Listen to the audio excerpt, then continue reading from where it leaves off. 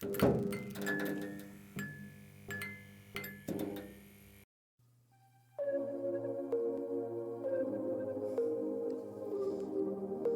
love the works of Mary Shelley.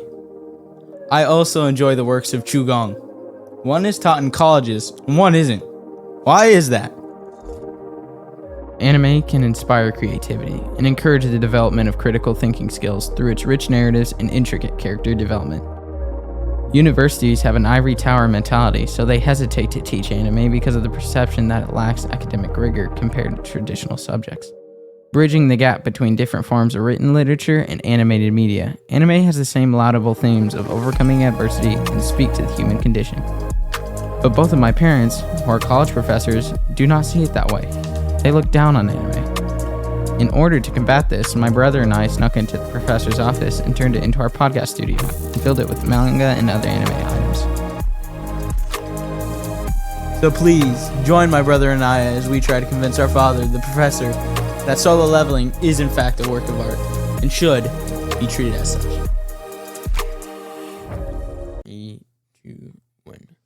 One of the funniest parts is when, Iron, big guy with the hammer, he smashes the elf. It's victory. Yeah. It's weirder in the manga. It's funny how when you read the manga, I thought of it completely different. I thought his voice was just going to be normal. But in the anime, he sounds like a bull, kind of. Like a bull and a bear. Sounds more like a monster than a human. A giant tank. Yeah, but tanks don't sound like that, bro. Why are you dressed like that? Dude, it's Saturday. Okay, You want me to wear my suit for Saturday? You still gotta flex the drip, my boy. I don't have to flex anything. Dude, I'm just relaxing, whatever. Relaxing? Does that mean you read them? Did you read the thing? Well, I'm ready to go. I'm ready to chit-chat with you about whatever you want, about Nietzsche, solo leveling. Anything that you feel like talking about will be just fine. But are they ready to go? I don't know. Hope so. David? Yeah? Roll clip. The story begins by introducing the concept of hunters and their dangerous exploration of dimensional gates that appear. The power rankings of both hunters and gates range from S, A, B, C, D, and E, S being the most powerful. Jinwoo, who is known as the world's weakest hunter, struggles to make ends meet.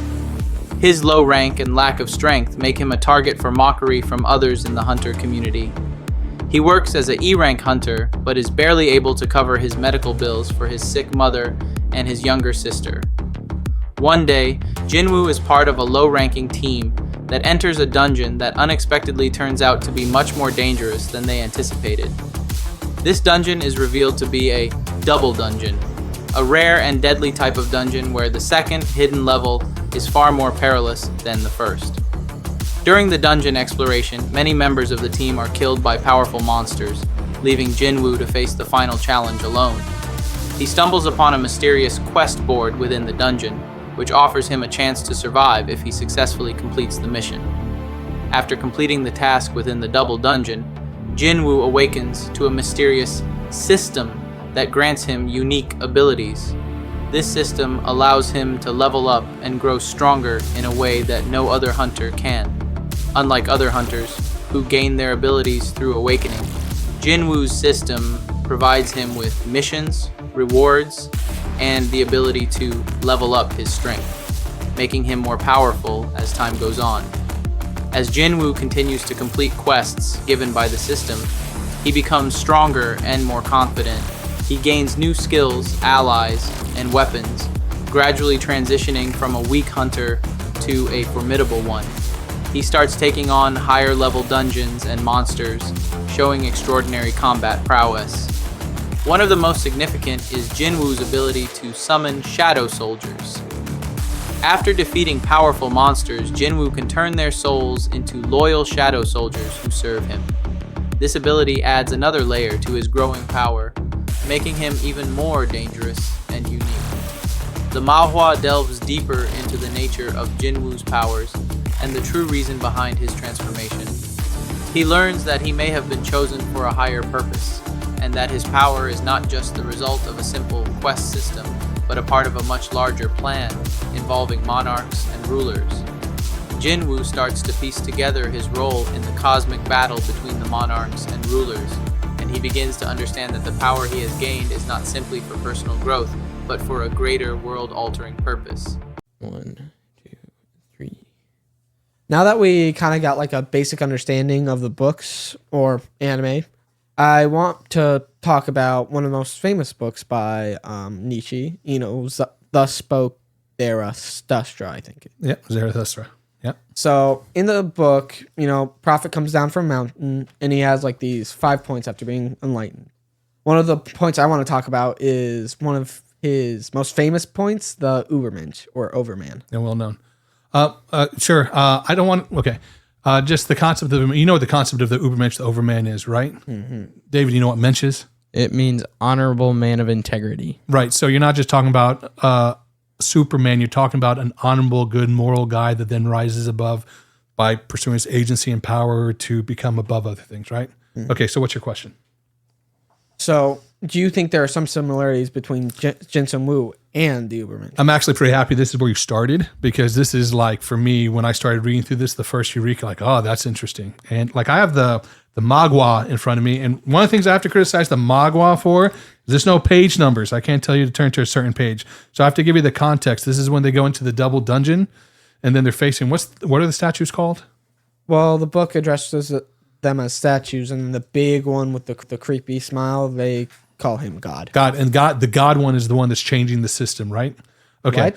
He's the one who puts him in the system, chooses Jinwoo to be in the system. No, here's another statue. Okay. No giveaways right now. Okay, we'll get to that. There's this page that after Jinwoo, he starts to realize what's the expectation. Remember, all the expectation has to do with worship, like fealty, of waiting and bowing and submitting, which is interesting. And then in the end, self-sacrifice. And what's crazy is typically, I'm looking forward to getting to Evangelion, because we had this conversation about it like earlier, that there's a lot of Christian iconography in here. Actually, there's a lot of like Mesoamerican iconography in here. What Jinwoo is being sacrificed on looks more like a sacrificial stone, if you see it. What's it called? The Aztecs? Yeah, Aztecs, Mayans, whatever. They all had different kinds of sacrificial stones.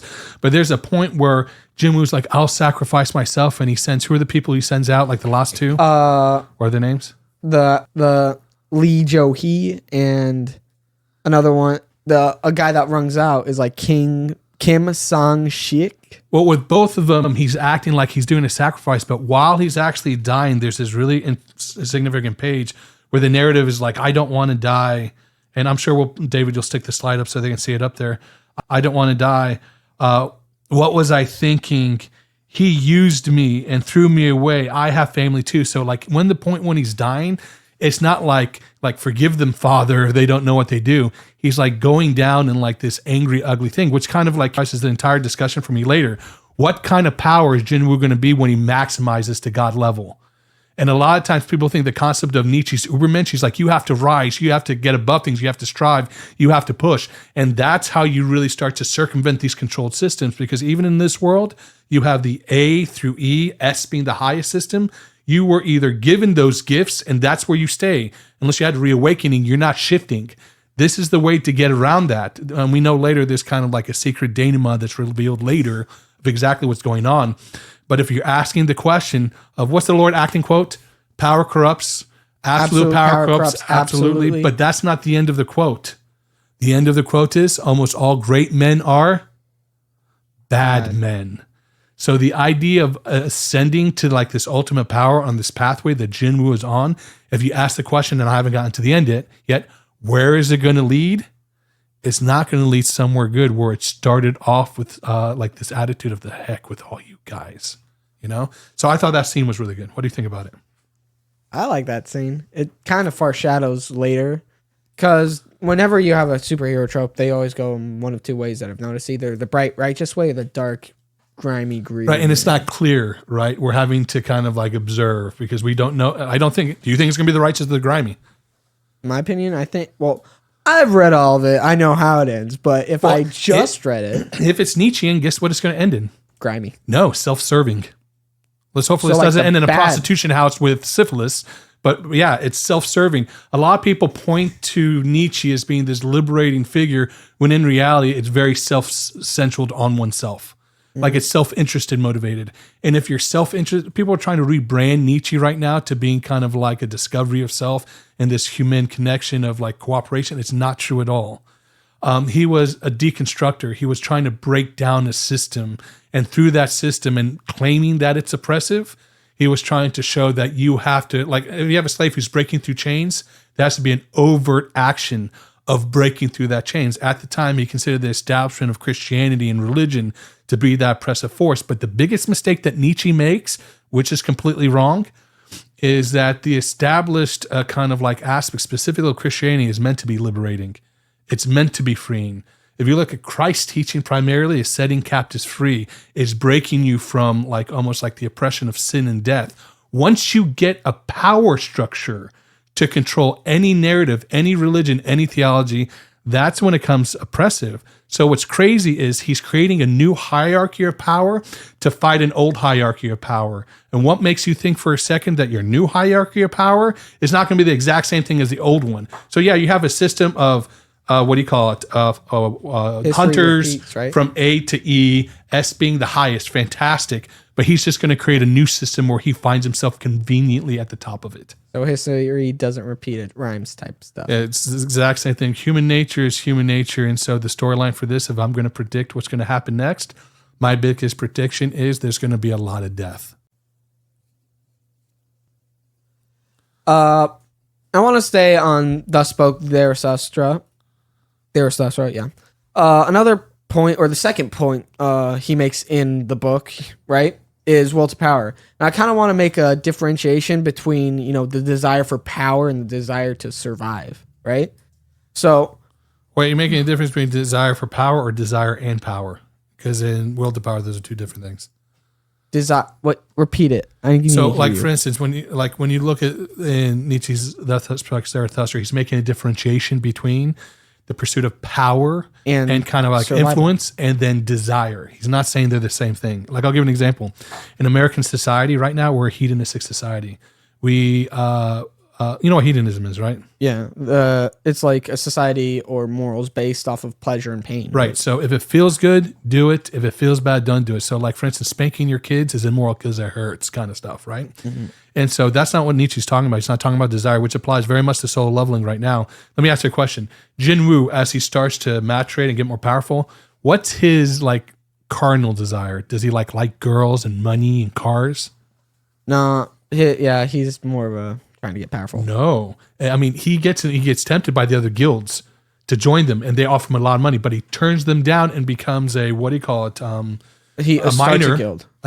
No, he becomes a minor, right? When the main guy comes and offers him a position, he becomes a minor that doesn't pay much. Why? Is it because he's a nice guy and so humble?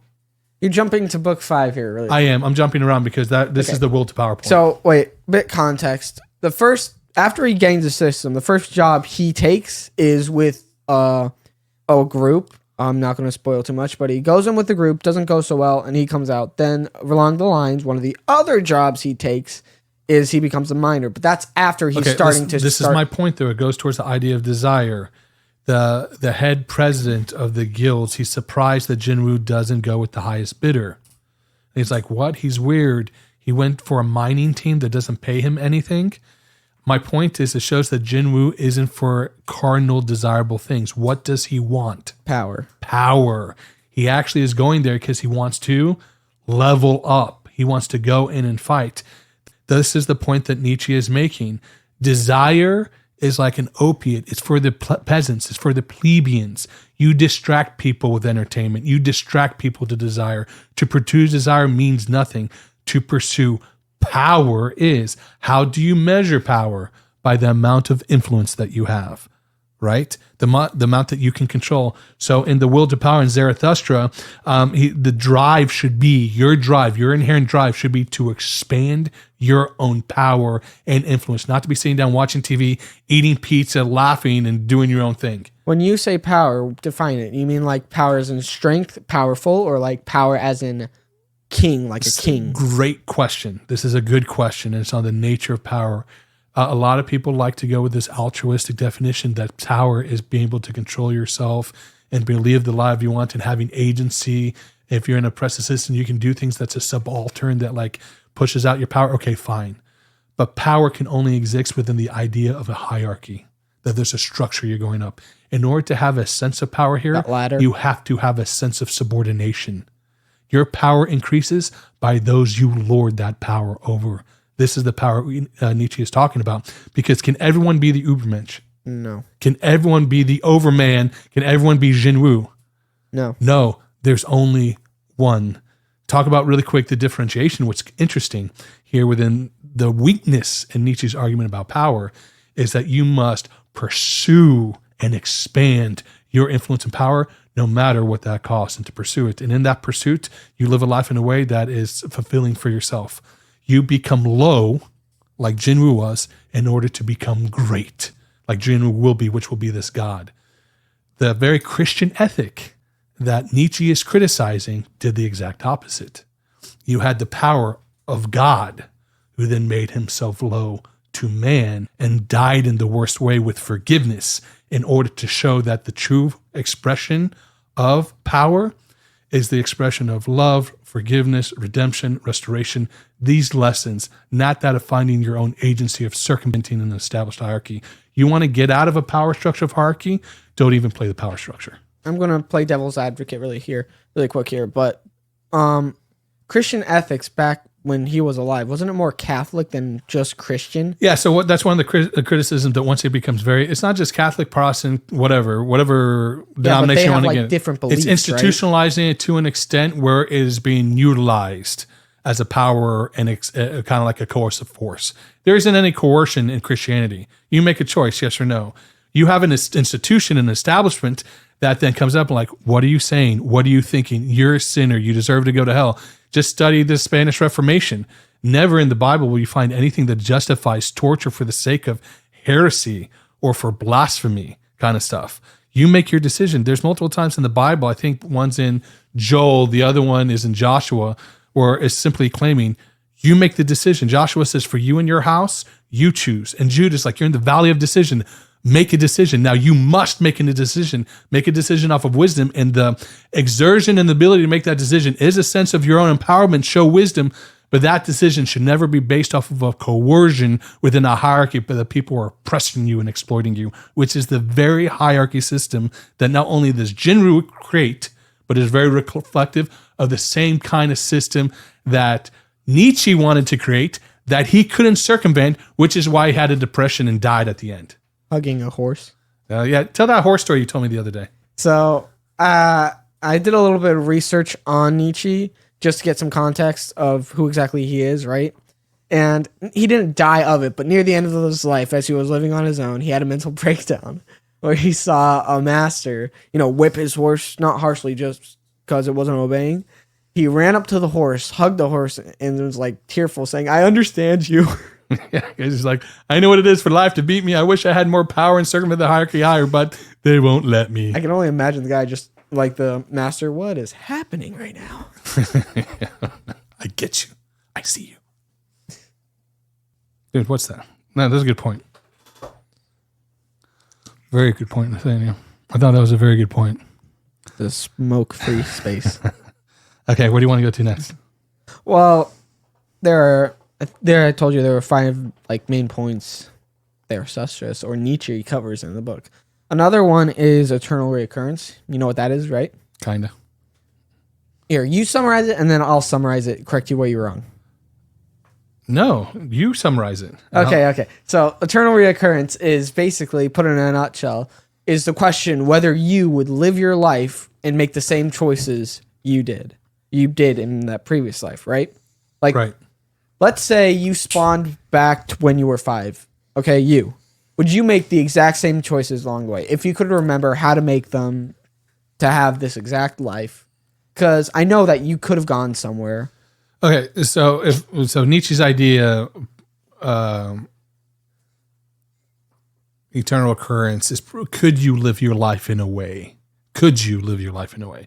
So it's not that the life you're living right now, like the life you have right now, you're young.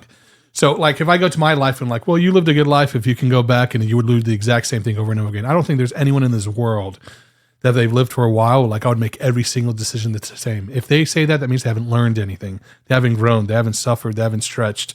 So of course I look back, and not with regret, but I look back and like, sure, I would have made that decision different. I could go back, excuse me, to 2012. I wouldn't have sold my Bitcoin. You know what I mean? So like, there's always decisions you have gone back and made. The question that he's asking is it possible to live your life in such a substantial way that if it was going to recur again, could you do it? Right? Then if you can, make those decisions. Do that.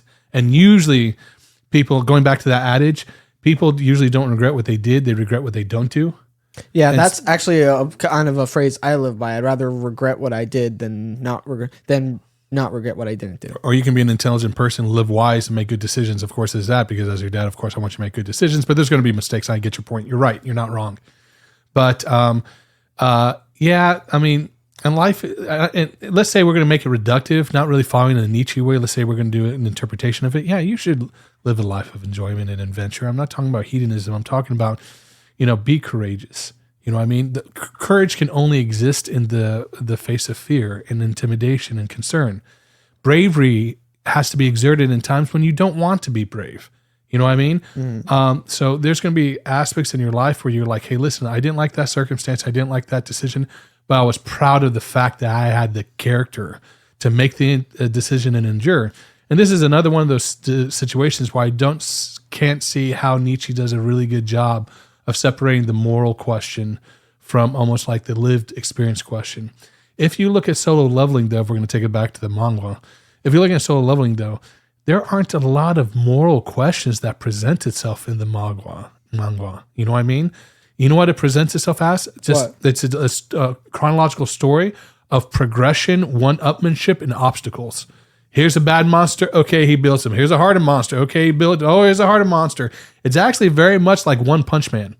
You even have the ranking of it, One Punch Man, from S to A to whatever. And like, everyone's about to get killed, but we all know at the last second, One Punch Man is going to show up and save the day. And it's the same thing with Jin Woo, And what is it? The Jeju Island raid is the exact same thing.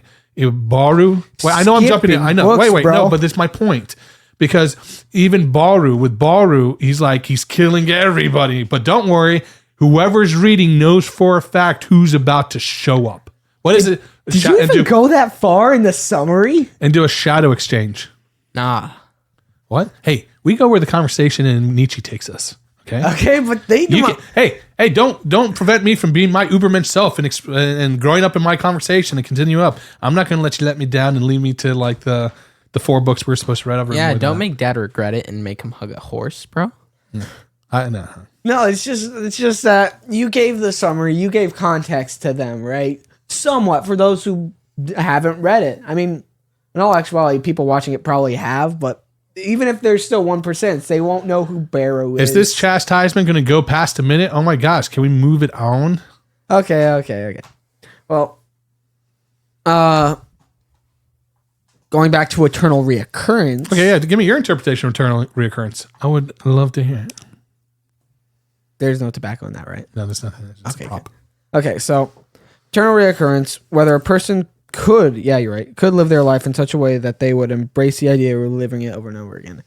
Actually, since we're spoiling it, Jin Sun-woo does that in later chapters. 178 goes back in time to a middle schooler. There's time travel in this thing. Baby, there's everything, bro. He goes back in time. And Solo's the Dragon I'm Monarch. done. And then he I'm hugs not a reading horse. this anymore. Oh, it goes back in time to hug a horse. No, he goes back in time to when he was a middle schooler, then decides to kill the Dragon That's where he Monarch. goes back in time. He can go back time anytime and he goes to middle school. Yeah. Oh, Well, he goes back in time before his dad left him. Spoilers. his dad left him? Yeah. Oh, yeah, his dad. Yeah, his He dad. went to get Yeah, the right. milk, bro. That's right. Well, he goes back in time to try and stop the monarchs because all the way up until chapter 78, not all the way up, but around those chapters, they're kind of wreaking havoc. Big war, right? People dead. A lot of people dead. So he goes back in time to try and stop it. He uses the cup of reincarnation to go back in time. There's a cup of reincarnation. Yes. He goes to go back in time and try to stop it. Now, the cool thing is he goes back in time to when he was a middle schooler, but still has all of his powers. Give or take a few shadows. Like, Iron, the big guy with the hammer and the horns. Yeah. He loses him because he was a real person. Yeah. That he killed, not just another shadow shoulder. He gave No, from the system. Iron was killed by Igris. No, well, I know, but he still gave the command to get him to have another shadow shoulder, right? Yeah. So he goes back in time, does all this. I'm going to try and not spoil any more, Father. I'm only 50% listening to you. Keep going. Okay. But what happens is he goes back in time, tries to save them all, and grows out his hair in a pocket dimension. Oh, growing out his hair. Now he has a man bun. No, he has a mullet. I saw it, and I think it looks like a weird mullet with bangs. I want to read that. He has bangs. Don't you know, Nathaniel, that when you get to the highest part of the Übermensch hierarchy, everyone has a mullet and bangs? What are you thinking? Oh, like he becomes so powerful. There's like a scene that's supposed to be like so serious where like two of his shadows just wipe out an entire army, right? And after they wipe out an entire army, he goes, "Arise!" But you can't take it serious because his bangs are like down to his eyebrows. And then you have He's like doing this. And then you have like his hair, long hair. He's like flowing in the wind. And then he goes to take on the Dragon Monarch, to which the Dragon Monarch loses. Imagine like you died and you're in hell or heaven, probably hell, because he's a bad guy. And he's like, "How'd you die?" I got my butt kicked by a guy with bangs. Super good. Screwed me.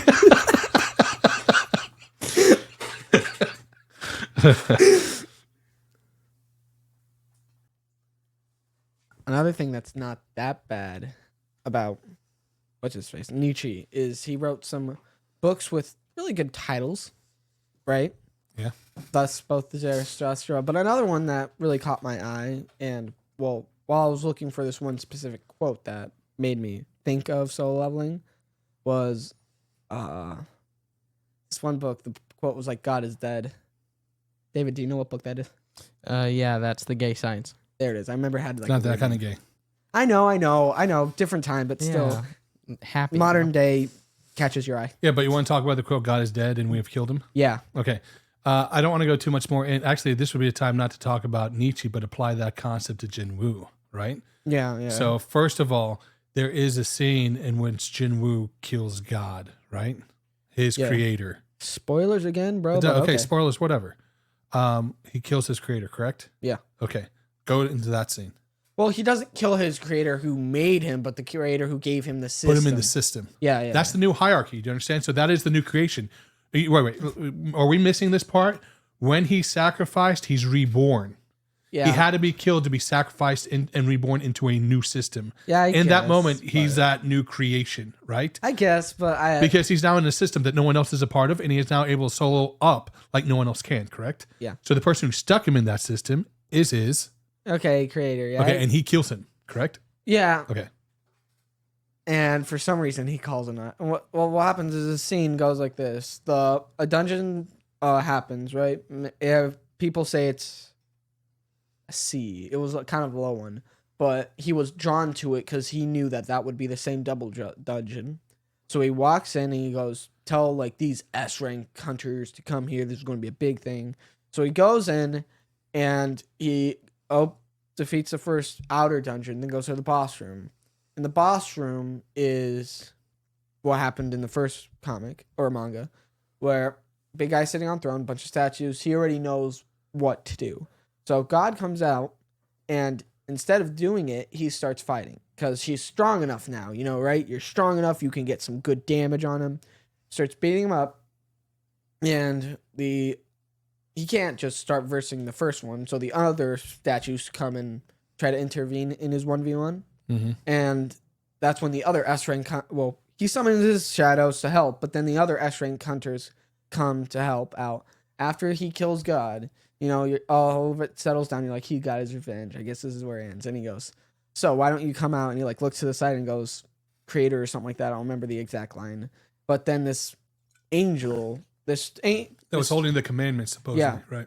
Came out and he's like, "Congratulations, you've done all this." And the quote, "God is dead and we have killed him," I think applies to this part most, because he's like, "I gave you the system to test it out, right? And since he's in charge of the system, the angel with the commandments, he he goes, there's this one quote that was like, he goes, he tries to take it from Jin Woo to make him the new Shadow Monarch, put him under his will, but Jin Sun Woo leveled up so much that it doesn't matter anymore. He comes out, beats him, and now the system is just his. Right.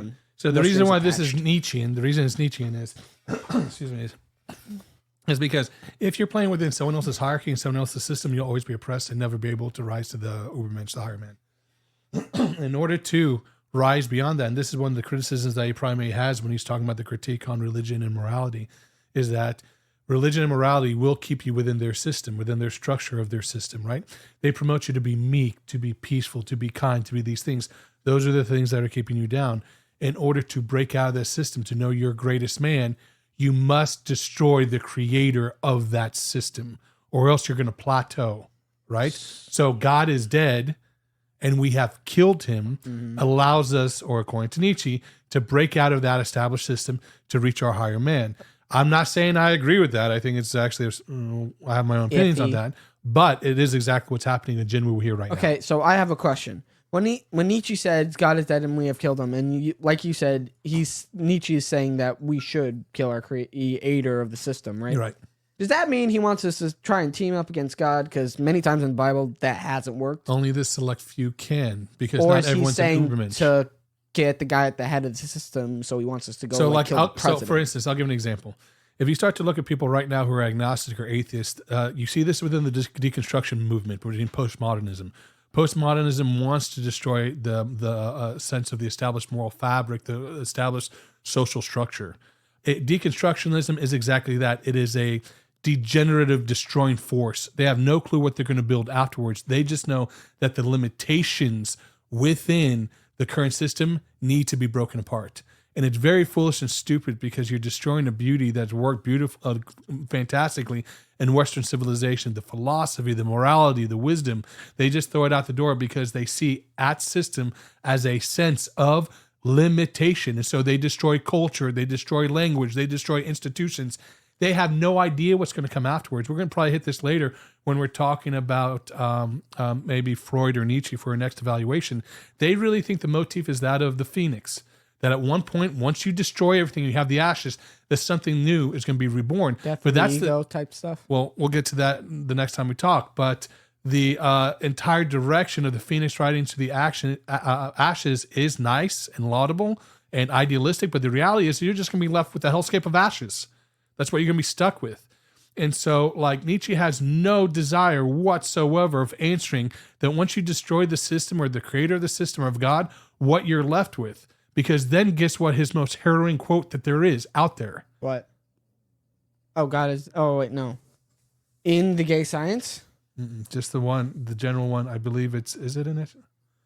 Oh. It's when you... Watch the abyss. Or when you look at the abyss looks back. Stare into the abyss. When you stare into the abyss stares back into you. Well, that's why you have the abyss watchers. Well, this is the point. The point is that once you have destroyed everything that there is that has been structured and put together, once it's gone, don't kid yourself what you're going to be left with. Well, if the abyss is getting out of hand, send Knight Artorias. But besides that, I have one question. So this is going off a little bit, but you know Hobbes, right? Thomas Hobbes? Sure. Does that mean his argument of the Leviathan... Harsh, brutal, and short? Yeah. His argument of the Leviathan, does that mean it classes with Nietzsche or more of so aligns? Actually, that's an interesting question. No, it doesn't align. I wouldn't say it aligns with Nietzsche at all. What do you call it? Hobbes is all about building systems. Yeah, and exactly. You actually have to give up some of your civil liberties and some of your natural laws in order to be able to live in a modern society. His approach is everything is ugly, everything is dark, everything is tarnished. And so what we can hope to do is that's the Leviathan build something up that then has a structure of society that can function. And because of that, you need a sacrifice for it. They're almost at opposing directions. Yeah, so if they met, they probably would have gotten into an argument about it. Well, Hobbes got in an argument with everybody. So we've gone through... The 3 books was The Gay Science, right? Well, or concepts. We've gone through a couple of concepts. Yeah, concepts. Thus spoke Zarathustra. Zarathustra, yeah. Hard name. But I want to go over one more book, and I have it right here, actually. It's called Genealogy of Morals and Ecce Homo, Those are two different books. Which one is it? Do you want to go with Genealogy of Morals or Ecce Homo? the Latin one. Well, which one? Oh, Ecce Homo? Okay. Yeah. Okay, go ahead. So first, do you know what Ecce Homo means? Yep. What? Behold the man. You want to give some context for it? What? Or- Like theological? Yeah. Like usually the famous line, Ecce Homo, is the behold the man. It's the moment in which Pilate has Christ in front of everyone. And so, of course, Jesus claims to be God. And so the Jews are all upset about that, like blasphemy, heresy, stone him, crucify him, kill him. And Pilate, like the secularist there, is looking at him like, are you guys kidding me? Can't you just see in front of your face? He's a guy. Behold the man. And there's irony there in two ways. The first one is that just following his visual kind of like assessment, Pilate's correct. It's like, it's a guy. What are you guys so upset about? Who cares what he's saying? Chillax. But then the other side of it is kind of like one of Pilate's biggest errors. What is truth? God, Christ is standing in front of him, and you can't even see it with your own eyes. And then, and the worst thing that Pilate could have ever said is Christ is talking about truth. And What is truth? and Pilate says, well, what's truth? Like cynically, like, well, what's truth? And the answer is what? Jesus. I mean, the truth was in front of him. I am the way, the truth, and the life. No one comes to the Father except through me. So obviously, Nietzsche is making a commentary. One of my favorite, I think it's by Cesare, one of my favorite paintings of Ecce Homo. It's amazing. Yeah, painting. you have that. Yeah, I have it somewhere. Why didn't we put It's it not in up? this office, but it's somewhere. Yeah, it's at your on campus, right? It's somewhere. I don't know where. Well, away from that, and sorry to be getting with Hobbes and everything. That's fine. But Well- how do you bring it in Nietzsche right now? Like what? Well, Behold the Man has a lot of concepts. Not genealogy of morals. We're done. Well, not done with that. We'll just wait. There's a lot of good quotes from Ecce Homo too, I would say. Like one is what's it called? I attack only things that are triumphant. If necessary, I wait until they become triumphant. And I was thinking we could compare that to Jin Sung Woo, because if you remember, spoilers, when Beru happened, he didn't go on the attack team. It's not like they didn't come up to him. They came up to him and asked, could you be on the attack team? He didn't want to be on the attack team. And then he waited until they were... One died. Well, all of them died except for like 4. One got critically injured. Then he showed up to handle it. It's hard to describe Nietzsche as idealistic, but that quote goes towards a little bit of idealism. If you're circumventing a mountain, like I go after the triumphant, if you're circumventing a mountain, his point is you don't stay at the spot you are at and throw rocks down at the people coming up and trying to circumvent it. That's not how you go up. Keeping people down, like the crab mentality, that's not how you do it. Crabs you go in a pot?